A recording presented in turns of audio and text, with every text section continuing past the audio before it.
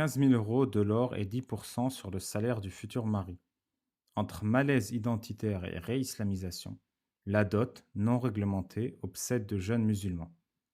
On va lire l'article, mais en fait, il faut comprendre qu'effectivement, dans l'islam, tu ne peux pas être en couple sans donner une dot. Donc pourquoi? Parce que le droit islamique atteste que le mariage est un acte de vente de la partie génitale de la femme. Et donc pour qu'il y ait vente, il faut qu'il y ait transaction. Donc tu achètes la femme à son propriétaire, son mari, son tuteur, son père en général, et elle devient ta propriété en tant que mari. Et c'est pour ça qu'en tant que propriété, tu peux jouir de ta propriété. Et c'est pour ça qu'Allah autorise de battre une femme qui refuse de coucher. Et c'est pour ça qu'Allah autorise à corriger sa femme physiquement, parce que c'est ta propriété. Et donc, tu en fais comme tu veux, ce que tu veux, autant que tu fais ce que tu veux d'une voiture, d'un âne, d'un meuble, d'un enfant. Et donc, évidemment, dans le milieu islamique, même en 2026, on part du principe que la femme reste au foyer et que c'est le mec qui ramène l'argent. Parce que voilà, c'est une religion tribale, préhistorique, un peu arriérée. Ça ne veut pas dire que c'est un problème que tu restes au foyer et que le mari ramène l'argent, ou l'inverse. C'est un problème quand c'est systématisé comme la seule valeur et la seule perspective possible. Et donc, comme la nana reste à la maison, bah, elle peut rien faire. En plus, sa dot, elle se baisse parce qu'elle l'utilise pour ses shampoings, ses parfums, ses vêtements. Et du coup, bah, si elle veut divorcer, elle doit rembourser la dot. Donc, vous comprenez que le système de dot est une prise d'otage parce que tu peux plus divorcer de ton plein gré parce que tu dois rendre l'argent qu'on t'a donné, mais qui nécessairement descend au fil du temps. Oui, la dot est un fardeau au moment du divorce. Et, et du coup, madame, et très souvent, je l'ai vu dans plusieurs couples musulmans modernes aussi, quand j'étais musulman, va exiger de son mari un genre de, comment on dit? D'argent de poche. Et dans le cas de même de Mohammed, hein, il y avait ces femmes qui avaient fait la grève du sexe parce qu'ils ne voulaient pas leur donner d'argent de poche. Et là, le père de Aïcha, Abou Bakr et Omar viennent et disent, «Qu'est-ce qui se passe? On a entendu qu'il y a la grève du sexe», parce que tout le monde se soucie de si Mohammed fait l'amour ou pas. Et les filles disent: «Bah, écoute, Mohammed refuse de nous donner de l'argent de poche pour qu'on puisse vivre». Et là, Omar dit: «Si ma femme m'avait demandé de l'argent comme vous le faites et avait fait la grève du sexe, je l'aurais décapsulée». Et Abou Bakr dit: «Moi aussi». Et là, Mohamed, il sourit, on voit toutes ses dents. Donc il sourit parce qu'il s'est dit: «Ah putain, c'est une opportunité». Il regarde ces 2 femmes les plus belles, je crois, c'est, Asma et Aïcha, et il dit: «Est-ce que vous voulez l'au-delà, le paradis?» Donc la même technique qu'on a vue tout à l'heure, sur, la femme qui a de l'épilepsie. «Est-ce que vous voulez le paradis ou est-ce que vous voulez, un argent de poche?» Et bien entendu, les femmes, parce qu'elles veulent le paradis et pas du tout parce qu'elles ont peur qu'Abou Bakr et Omar les décapsulent, bah, elles disent, «On veut le paradis, on veut le paradis, on veut plus d'argent de poche». Mais voilà, donc c'est, vous vivez dans la misère la plus totale, en gros, c'est quand tu demandes de l'argent à ton mari, bah, tu iras moins au paradis. Et d'ailleurs, Mohammed dit très souvent: «Allah aime la main qui donne et Allah déteste la main qui demande». Donc on t'encourage à la générosité, mais attention, faut pas que tu demandes, il faut pas que tu te plains, il faut pas que tu aies besoin. C'est quoi le hadith? Je sais plus, c'est un Bukhari quelque chose, c'est un Bukhari. Voilà. Alors quelle est cette mécanique de et du coup, on te dit, le mariage n'est pas halal s'il y a pas de dot. Bah, du coup, tout le monde va chercher à avoir une dot pour être dans le halal, même en France. Pratique non encadrée en France, la dot est un sujet de plus en plus souvent débattu sur les réseaux sociaux par les jeunes musulmans. Attendez, je décale un peu, je vois que c'est pas centré. Ah si, c'est centré. C'est mes yeux qui sont pas centrés.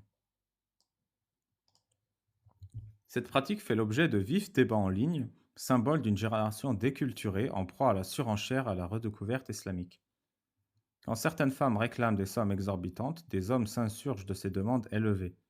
Symbole pourtant d'une domination du mari sur son épouse, cette pratique échappe à toute réglementation ou régulation, montrant la volonté de certains de faire primer les valeurs islamiques sur celles de la République. Son niqab couvre la quasi-totalité de son visage, on ne voit que ses yeux. L'influenceuse Ilm a plus de 220 000 abonnés sur le réseau social TikTok, a tissé un lien de confiance unique avec sa communauté. En plus de formation business, il est où Bébert quand on a besoin de lui? Allah Business. Elle distille des conseils à ses sœurs pour qu'elles soient de bonnes femmes musulmanes. Le tout sans commettre de péché ou sacrifier nos principes islamiques.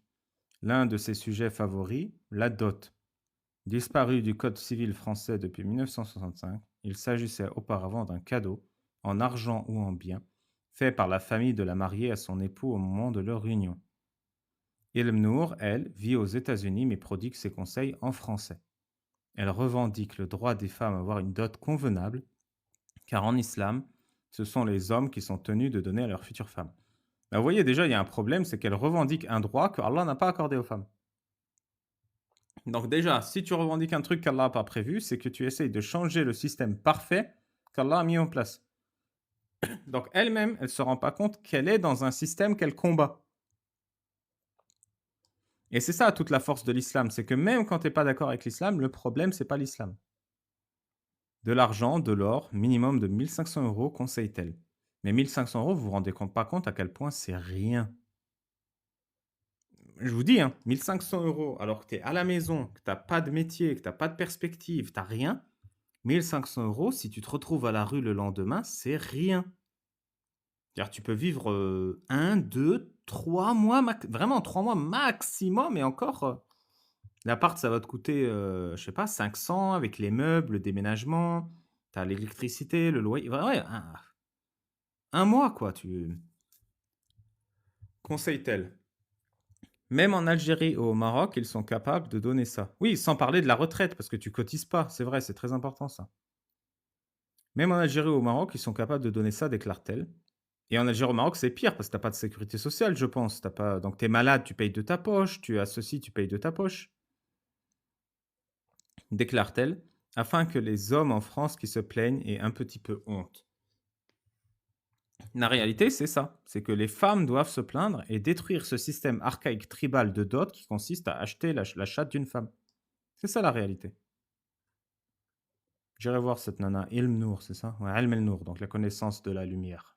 Bon. Et il y a un truc par rapport à ça. En fait, la dot est obligatoire pour tout le monde, à part le prophète. Parce que, Oh bah c'est bizarre. parce que en fait, wa in imra'atun mu'minatun, si une femme croyante s'offre à toi, khalisatun laka, c'est un privilège pour toi que pour tous les croyants. C'est un privilège pour le prophète de ne pas donner de dot. N'importe quelle femme qui vient lui dit je m'offre à toi, c'est bon, sans dot. C'est-à-dire qu'il peut taper tout ce qui bouge. Et il y a un verset En qui est fait, c'est un très... peu plus que ouais. ça. C'est pas juste qu'il peut taper tout ce qui bouge. C'est que aussi le mariage est fait par Allah avec pour témoin Gabriel.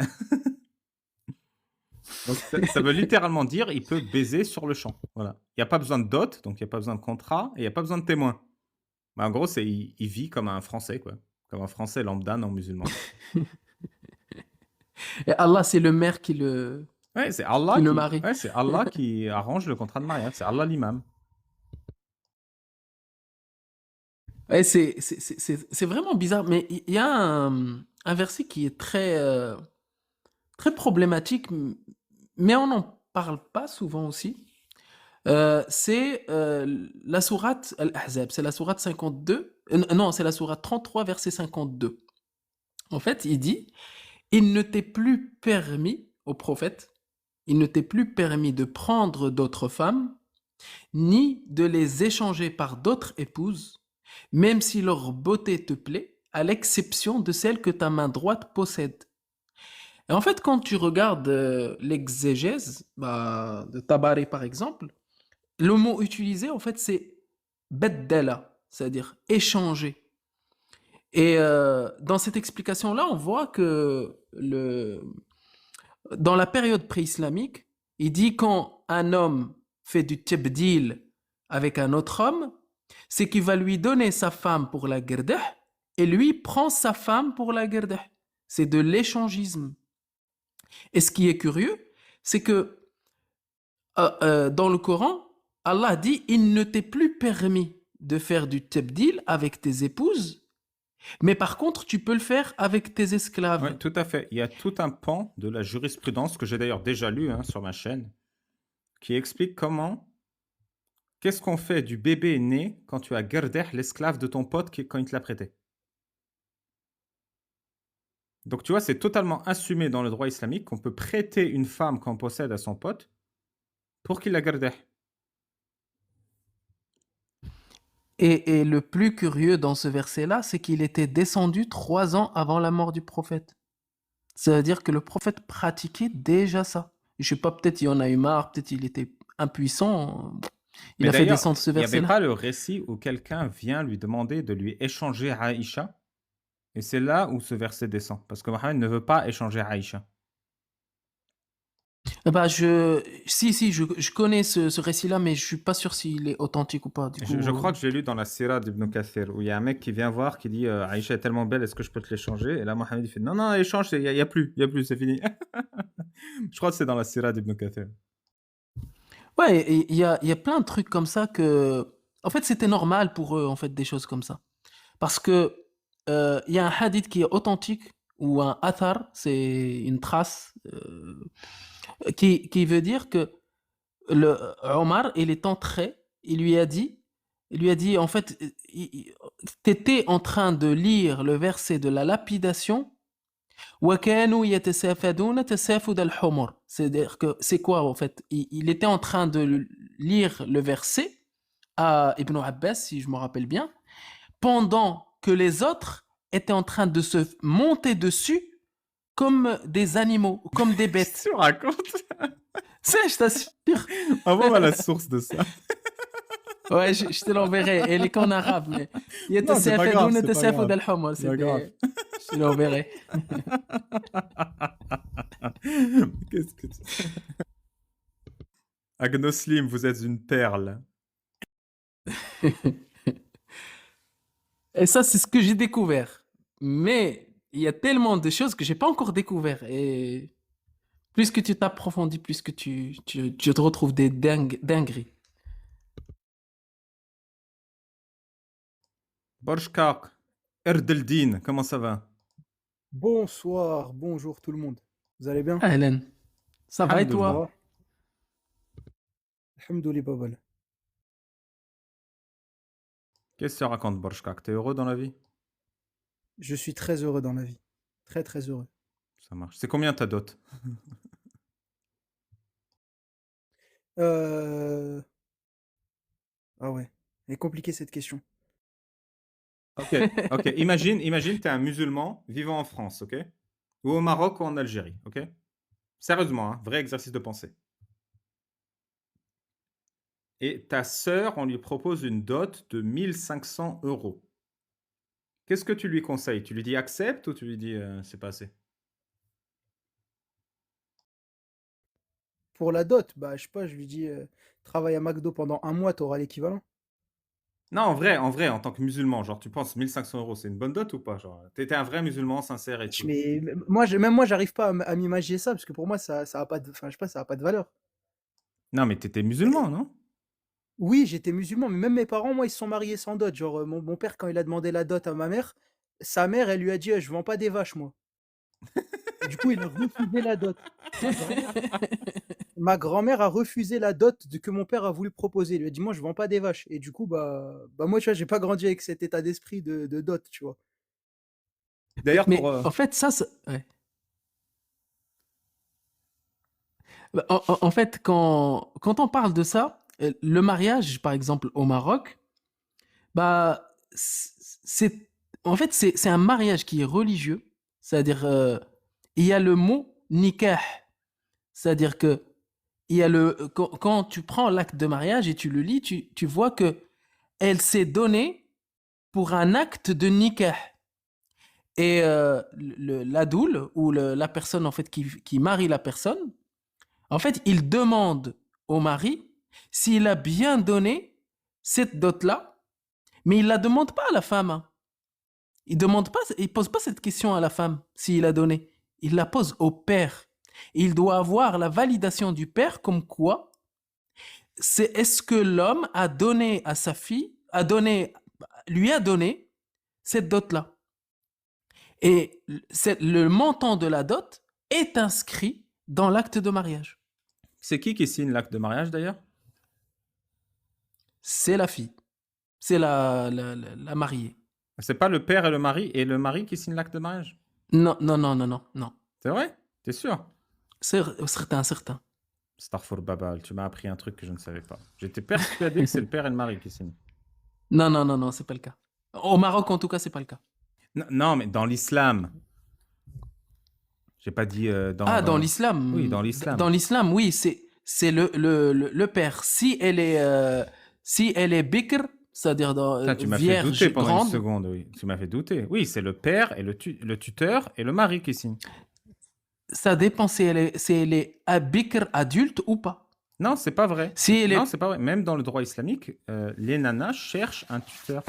Et il y a plein de récits dans la Sira où la nana explique elle était une vieille femme avec 5 enfants, elle m'a demandé d'être son tuteur avec un tel.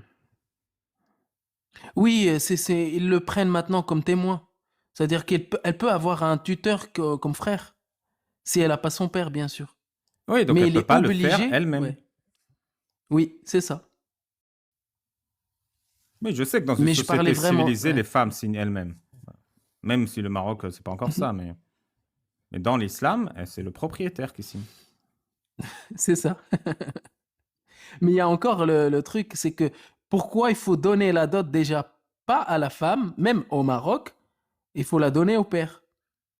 Parce que le père, en fait, ils ont gardé cet aspect islamique dans les mœurs, comme quoi c'est le père qui vend sa fille. Ah bah comme c'est bizarre, pourquoi? Même au Maroc, tu donnes l'argent au père, quoi. Ouais, la dot, c'est pour le père, en fait. Ben, en plus, ouvertement, il demande au père, est-ce qu'il vous a donné la dot? Est-ce qu'il vous a donné la dot, c'est-à-dire au père? Donc c'est Et la le dot au père père, doit c'est dire pas la oui. dot à la femme. Dans la plupart des régions, oui. C'est une dinguerie, c'est une triple dinguerie, en fait. C'est ça. Mais le père, il fait quoi de Et c'est l'argent? Il le inscrit. donne à sa fille après? Ben, normalement, si c'est un père qui rigoriste et qui applique l'islam, ben non, il l'apprend. Il y en a même des familles, des Non, mais pères c'est qui dingue, exigent. parce que j'ai cru que tu allais dire, si c'est un père rigoriste qui applique l'islam, oui, il donne à sa fille. Mais en fait, non. S'il applique l'islam, il garde l'argent. Ah bah oui.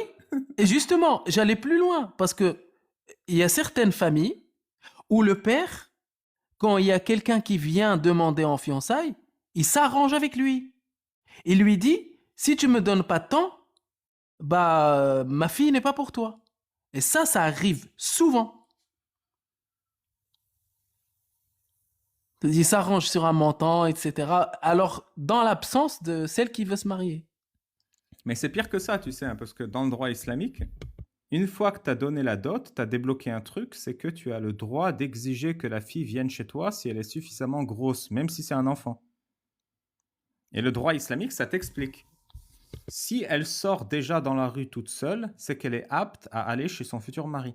Et en fait, pourquoi il dit ça? C'est parce qu'en fait, le mari peut faire usage de ce droit et aller devant un juge et dire il ne veut pas me déposer sa fille alors qu'elle est apte à ce qu'elle vienne chez son mari. Et donc les parents ils vont dire non, mais elle est trop jeune. Et le juge il peut dire non, elle peut sortir dans la rue toute seule, donc elle est apte, donc le mari a ce droit. Et comment on vérifie si la fille est suffisamment grosse? Eh ben, on demande à des femmes d'examiner le corps de la fille pour voir si elle est apte. Alors c'est tout un système de pédocriminalité légiféré. Et les Hanabila, ceux qui prétendent être salafis, en fait, ça. Ils rentrent même pas dans ça. En fait, qu'est-ce qu'ils font? Ils disent, la fille, elle a 9 ans, c'est tout. C'est bien foutu quand même. Très bien foutu.